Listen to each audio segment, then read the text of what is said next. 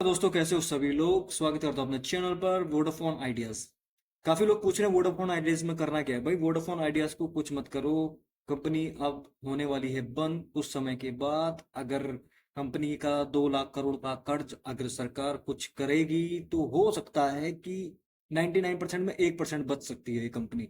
But 99% ये company fail है, क्योंकि इसमें इंपॉर्टेंट ये है कि इसके 2 लाख करोड़ का कर्ज एजीआर की रिपोर्ट के हिसाब से इसका 2 लाख का कर्ज इसको चुकाना भारी पड़ सकता है, क्योंकि भाई 49% इक्विटी खरीदने के बाद भी सरकार को अगर ये कंपनी को बचाना पड़ जाए, अगर जो पीएमओ में अभी जो रिपोर्ट गई है एनालाइज करने के लिए कि सरकार का क्या कर सकती है इस कंपनी में, अगर उसके बाद भी अगर 1% उम्मीद लगा सकते हैं जिन्होंने इन्वेस्ट किया है, अगर वहां से भी कुछ पॉजिटिव न्यूज नहीं आते तो ये 100% है कि वोडाफोन आइडियाज वाली कंपनी बंद होने वाली है। क्योंकि ये बंद होगी तो जितने भी इन्वेस्टर हैं जिनका भी पैसे लगे हैं वो तो जाएंगे जाएंगे, वो तो डूबेंगे डूबेंगे। प्लस एक भरोसा उठ जाएगा मार्केट में कि कोई कंपनी पे अगर कोई ये सोच करके पैसा लगाता है कि ये कंपनी 10 साल के बाद आपको 10 गुना रिटर्न देगी या 2 गुना रिटर्न देगी या 5 गुना रिटर्न देगी, या देगी कि नहीं देगी। इन छोटी कंपनियों का प्रॉब्लम यही होता है कि यहाँ जो कंपनी कर्ज में डूबी होती है उनको उभारना और वहां से निकलना इतना टफ हो जाता है कि जितना कि एक घड़े से पानी निकालना, वो भी कौवे की चाल में। कि कितना पत्थर तो डालोगे उस घड़े में, कब तक वो पानी ऊपर आएगा, कब आप पियोगे और कब वहां से उड़ोगे। दिक्कत यही है इन कंपनी का कि भाई कंपनी के पास 2 लाख करोड़ का कर्ज होने के बावजूद भी 18 हजार, अभी उन्होंने 5G स्पेक्ट्रम के लिए उन्होंने 25 हजार करोड़ रुपए जो अब सरकार से उन्होंने बोला था कि 25 हजार करोड़ उन्होंने मार्केट में लगाने 5G स्पेक्ट्रम के लिए। 25 हजार करोड़ तब लगा पाएंगे जब वो 18 हजार करोड़ अपना जो इसमें जो इस सालाना बकाया है वो देंगे।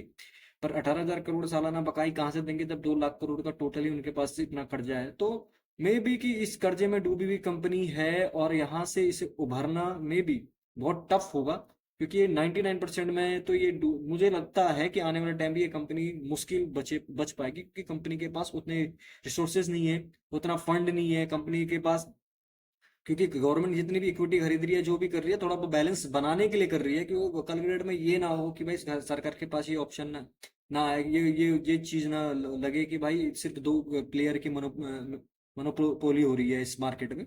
तो मोनोपोली की वजह से ही सरकार इसमें स्टेप्स ले रही है, बट इसको बचाना बहुत टफ है, क्योंकि इतना भारी कर्ज कोई भी सरकार इस पे रिलीफ नहीं देगी। और इम्पोर्टेंट बात है कि अगर इतना कर्ज रिलीफ देना होता तो सरकार बहुत पहले कर देती। पर अभी पीएमओ के पास रिपोर्ट जाने के बावजूद भी मुझे लगता है, या अभी आने वाले टाइम पे आप लोगों को भी ये समझ में आ जाएगा कि ये कंपनी वैसे भी डूबने वाली है और इसका बोरिया बिस्तरा बंद होने वाला कुछ समय के बाद। क्योंकि इनमें जो इसके जो पिछले चीफ थे, जो भी सीईओ थे, वो जो मैनेजिंग डायरेक्टर थे, उन्होंने भी एक रिपोर्ट साझा की है कि भाई इस कंपनी का अगर सरकार कुछ सोचेगी तब जाके कुछ हो सकता है। बट मुझे नहीं लगता है कि भाई इसमें से निकलना बहुत टफ है, क्योंकि 99% ये कंपनी नहीं उभर पाएगी।